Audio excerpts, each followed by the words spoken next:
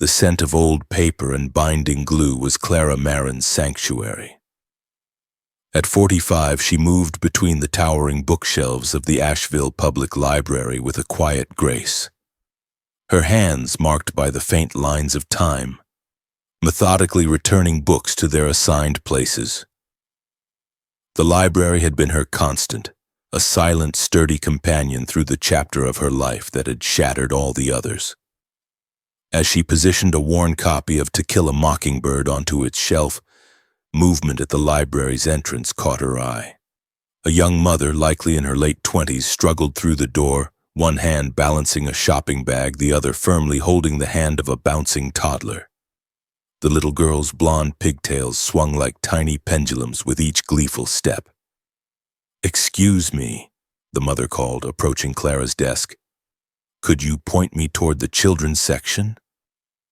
Clara's professional smile, practiced over 2 decades, slipped easily into place.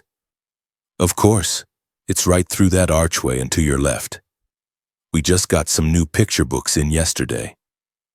"Thank you," the mother said. But the toddler, spotting a display of colorful bookmarks, had other plans. Her tiny fingers reached out, sending several fluttering to the floor. "Sophie, no touching," the mother scolded gently, crouching to gather them. "It's quite all right," Clara laughed, the sound warm and genuine. "That's what they're there for, to grab attention." The little girl, Sophie, looked up at Clara and offered a wide, toothy grin, a flash of pure, unadulterated joy that caught Clara's heart in a familiar vice grip of memory. That smile, so free, so curious about the world, just like Ella's had been. 18 years. The number was a constant low hum beneath the surface of her days. 18 years since the missed call from little Acorn's Daycare, the 3 unheard voicemails, the sight of police cars painting the playground in ominous shades of red and blue. 18 years since a police officer had gently guided her inside to watch the security footage. A trusted staff member, Maurice Pledger, leading Ella by the hand to the playground gate, checking her surroundings, then bundling the child into a waiting car. The search had consumed everything. Her marriage to David had fractured under the unbearable strain, the silence in their home, once filled with a child's laughter, becoming a chasm neither could cross. He moved to Colorado, unable to live among the ghosts, but Clara stayed. She had to. What if Ella somehow found her way back? The police found Maurice Pledger's body 2 weeks later, hanging from an oak tree in Pisgah National Forest. Suicide, they said. Guilt, they surmised. But of Ella there was no sign. The case grew colder, the flyers she'd stapled to every telephone pole in western North Carolina fading and disintegrating with time. All that remained was the description, etched into every report. Ella's distinctive port wine birthmark, a violet-hued patch around her left eye shaped exactly like a lotus blossom. "Clara?" Sarah, her co-worker, touched her arm gently. "You okay? You've been staring at that shelf for 5 minutes." Clara blinked, the present rushing back in. "I'm fine, just remembering." Sarah's expression softened with an understanding born of 15 years working side by side. "Why don't you head to the back? The new magazine deliveries came in. I'll finish up here." Grateful, Clara retreated to the receiving room. The methodical task of opening boxes and logging periodicals was a comfort. She slid open the first package, pulling out the monthly subscriptions. The Atlantic, National Geographic, and a stack of glossy fashion magazines that were surprisingly popular. She lifted the stack, ready to scan them in, when the cover of the top magazine stopped her hand mid-air.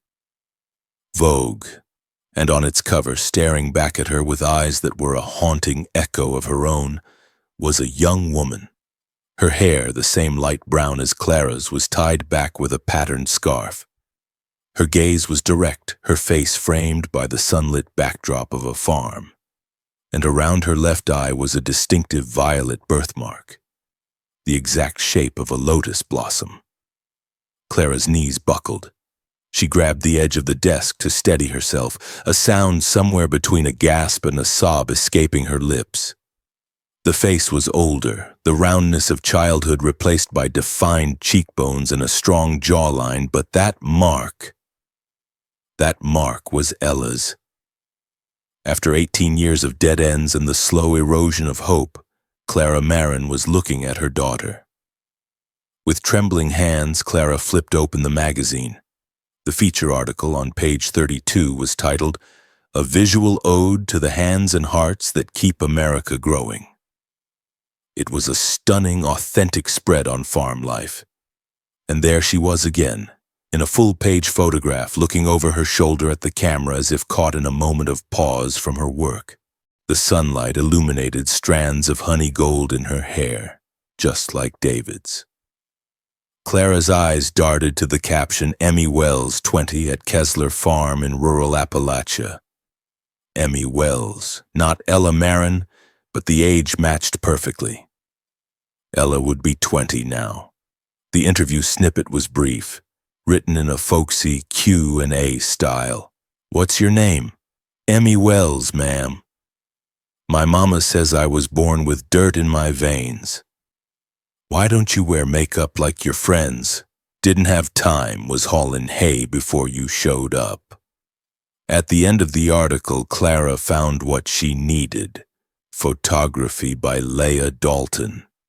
She pulled out her phone, her fingers fumbling as she searched for Detective Gary Holden's number. He'd been the lead investigator all those years ago. The call went to voicemail. This wasn't something to be left in a message. Clutching the magazine, she rushed to the front desk. "Sarah, I need to leave," she said, her voice tight with an emotion so fierce it was almost painful. I think I found her." She showed Sarah the cover. Sarah's hand flew to her mouth, her eyes wide with shock. "Oh my God, Clara, the birthmark! Go! We'll cover for you. Good luck." Behind the wheel of her aging Honda, Clara placed the magazine on the passenger seat like a sacred text. 18 years of disciplined hope, of bracing for disappointment warred with the undeniable proof before her. This couldn't be a coincidence. It was too perfect. At the police station, a young officer led her to Detective Holden's office. He had aged more than she expected. His hair was completely gray, but his eyes held the same kind and steady determination she remembered. This case had marked him too. "Clara," he said, rising from his desk. "It's been a while. I found something," she said, her voice shaking as she laid the magazine on his desk. "Gary, I think I found Ella." He stared at the cover, then at the photo spread inside. He pulled Ella's old case file from a cabinet, comparing the toddler photos with the image of the young woman. The lotus-shaped birthmark was identical. "I'll contact the magazine," he said, his voice charged with a new energy. He put the call on speaker. The representative on the phone was effusive, thrilled with the feedback on the authentic spread. "We're calling about one specific photograph," Gary said, cutting her off. "The young woman, Emmy Wells." "Oh yes, quite a find. Not a professional model at all. Just a farm girl with that interesting birthmark. Makes her look quite mysterious, doesn't it?" Clara pressed a hand to her mouth, the casual description of her daughter's unique mark, a fresh wound. Gary got the location. Kessler Farm, owned by John and Miriam Kessler. The magazine didn't have a precise address, only that it was about 10 miles north of another, more established farm. "This is enough to reopen the investigation," Gary said after the call. "I'll put a team together to visit the farm immediately." "I'm going with them," Clara stated, her voice leaving no room for argument. Gary hesitated. "Clara, in cases like this..." I've waited 18 years, Gary. I'm not waiting another minute. He sighed, nodding. I understand, but I have a court appearance I can't miss. I'll send my best officers, Bennett and Martinez. I'll join you tomorrow, but Clara, prepare yourself. Even if this is Ella, she's been living another life. She may not remember you. I know, Clara whispered, but she's my daughter. That's all that matters. The 2-hour drive into the mountains was a blur of winding roads and churning emotions. Clara trailed the marked police cruiser, her knuckles white on the steering wheel. Finally, they turned onto a gravel driveway marked by a weathered sign. Kessler Farm. It was a prosperous, sprawling property. A middle-aged couple, John and Miriam Kessler, emerged from the farmhouse, their expressions wary. Officer Bennett explained the situation, gesturing to Clara. Mrs. Marin has reason to believe a young woman photographed here, Emmy Wells, may be her daughter who went missing 18 years ago. John and Miriam exchanged a glance Clara couldn't decipher. Emmy doesn't work for us permanently, John said slowly. She was just helping out that day. We rotate workers weekly from other farms in the area. Clara stepped forward, holding out a childhood photo of Ella. My daughter had a distinctive birthmark, just like the young woman in the magazine. Miriam's face softened with what appeared to be genuine sympathy. I'm so sorry, Mrs. Marin. The birthmark is similar, I'll grant you. But Emmy was just here for the day. We haven't seen her since. Do you know where we can find her? Officer Martinez asked. She came from Rowan's farm, I believe, John said, scratching his beard. He sends us day workers, don't know his full name or where his place is exactly. Somewhere up in the mountains. I've got his number, though. He scribbled a number on a piece of paper. The officers thanked them, and, after a cursory and fruitless search of the property, they returned to their cars. Officer Bennett tried the number. No connection. The dispatcher at the station couldn't find any record of it. Without a specific location, we can't just drive aimlessly into the mountains, Bennett said, his tone apologetic. Our best option is to return to Asheville and start fresh in the morning with Detective Holden. Clara's heart sank, but she knew he was right. I'm not going all the way back to Asheville, she said, her resolve hardening. I'll find a motel nearby. We can start early tomorrow. As she drove away, the image of the Kesslers' polite yet guarded faces lingered in her mind. Something was wrong. Their cooperation felt too measured, their story too neat. She was closer than she had been in 18 years. One more night wouldn't break her. The Pine Ridge Motel was a modest, flickering beacon on a darkening road. The owner, a woman named Dottie with bottle-red hair, listened with mild interest as Clara explained she was looking for a man named Rowan and a young woman named Emmy. Dottie shook her head. Can't say I've seen either of 'em, honey, but Miller's Tavern across the road gets all the locals. If you're looking for information, that's your best bet. After settling into her room, Clara waited until the evening crowd would be at its peak before crossing the road. The tavern was a cacophony of laughter, clinking glasses, and the drone of a comedian on a small stage.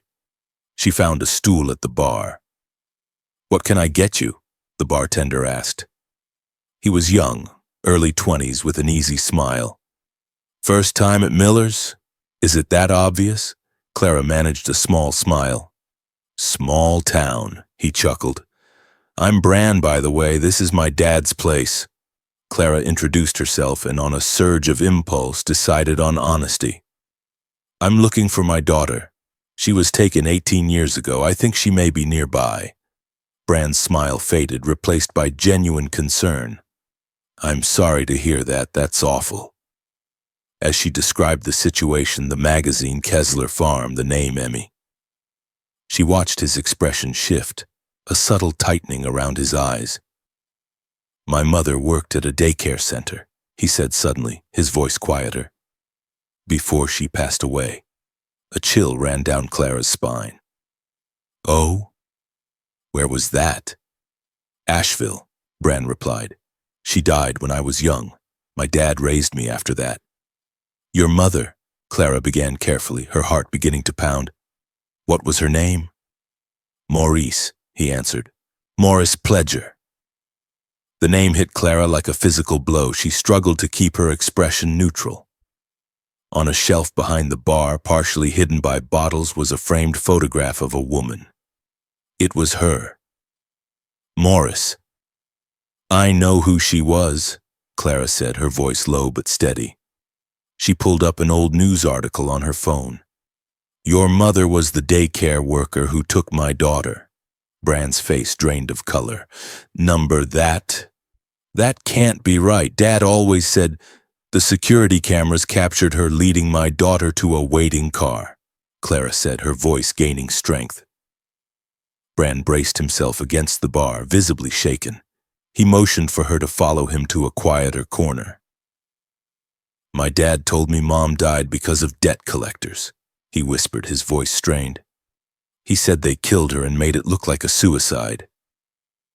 "Did he ever mention the child?" Clara asked. "No, never." Bran's eyes widened with a terrible realization. "You think my mom took your daughter to pay off my dad's gambling debts?" "That was the police theory," Clara confirmed softly. He looked at her, his eyes filled with a new, horrified understanding. Then he straightened. "Rowan," he murmured. "Rowan is my father's name." Clara stared at him. "Your father is Rowan Pledger?" Bran nodded slowly. "Yes. And the number the Kesslers gave you. That's an old, disconnected line. They lied." He pulled out his phone, showing her the contact for Dad with a different current number.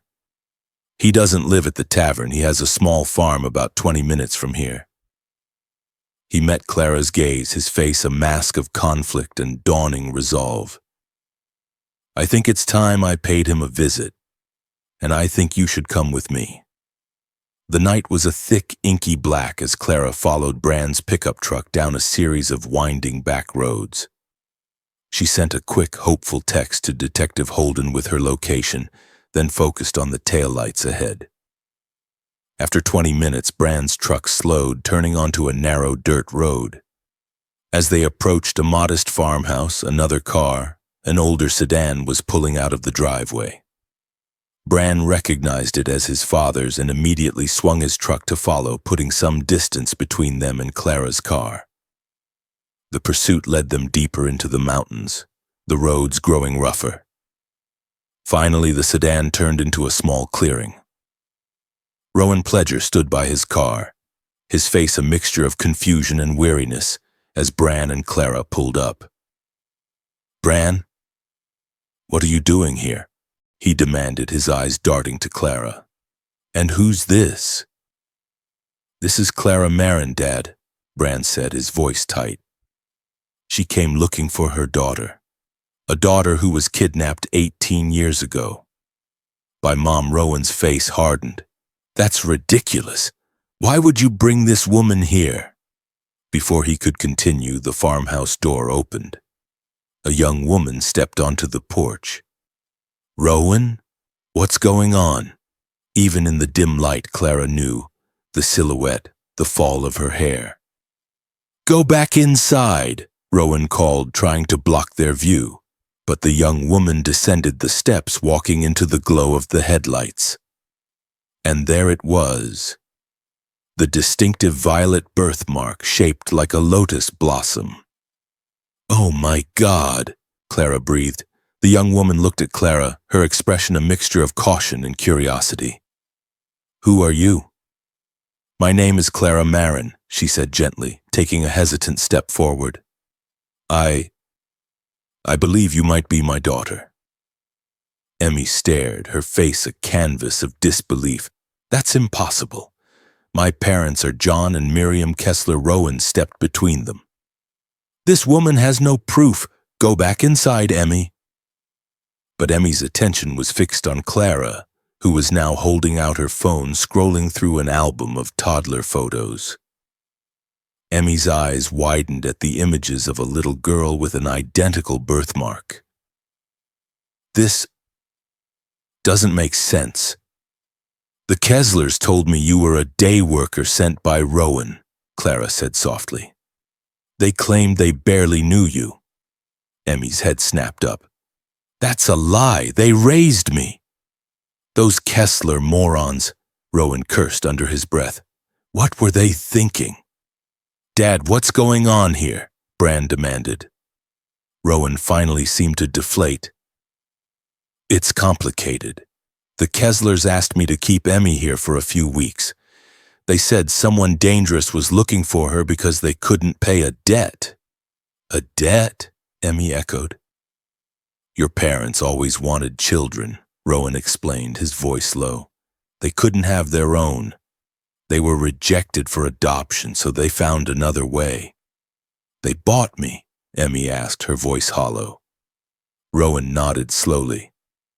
From the same people who killed Maurice. They weren't just loan sharks, they were involved in other enterprises. Emmy wrapped her arms around herself, trembling. So my whole life is a lie. Suddenly her expression hardened. No more running, no more lies. She pulled out her own cell phone. I called the police when I heard you arguing. I want the truth, all of it. Minutes later, the clearing was flooded with the flashing lights of police cruisers. At the station, the ugly truth unspooled. The Kesslers, under questioning, admitted to purchasing an infant from a trafficking network 18 years ago. They had raised her in isolation, terrified their secret would be exposed. Rowan, entangled through his wife's desperate actions and his own debts, had served as a reluctant, fearful custodian over the years. Maurice, they now believed, hadn't committed suicide but had been murdered by the traffickers when the case garnered too much media attention. Hours later, in a small, quiet waiting room, Clara sat across from the young woman who was her daughter. I never thought I'd be in a police station at midnight discovering my whole life has been a lie, Emmy said, her voice steady despite the tremor in her hands. I never thought I'd find you, Clara replied softly. They're charging John and Miriam with kidnapping, Emmy said, a flicker of pain in her eyes. They raised me. They cared for me. But they also stole my life. Your father, Clara said gently. Your birth father, David. He called your birthmark your lotus mark. He said it meant you were special. A flicker of interest crossed Emmy's face. Is he? He's alive. In Colorado. He would want to meet you. Emmy nodded slowly, absorbing it all. All my life I felt different, out of place. You have your father's determination, Clara said, a sad smile touching her lips, and his kindness. A tentative understanding began to bridge the 18-year gap between them. The door opened, and Detective Holden entered, looking tired but satisfied. He informed them that the Kesslers were being processed and that Rowan's cooperation was helping them build a case against a major trafficking ring. As they prepared to leave, Emmy turned to Clara, uncertainty warring with a glimmer of hope in her eyes. I don't want to go back to the farm. Not yet. You could stay with me, Clara offered, her heart aching with the tentative words. At the motel, we can get another room. As they walked out into the cool night air, Clara reached out not to hug but to gently squeeze her daughter's hand. It was a small gesture, a quiet beginning. She wasn't the little girl named Ella anymore. She was Emmy, a strong, resilient young woman who had found her way back against impossible odds.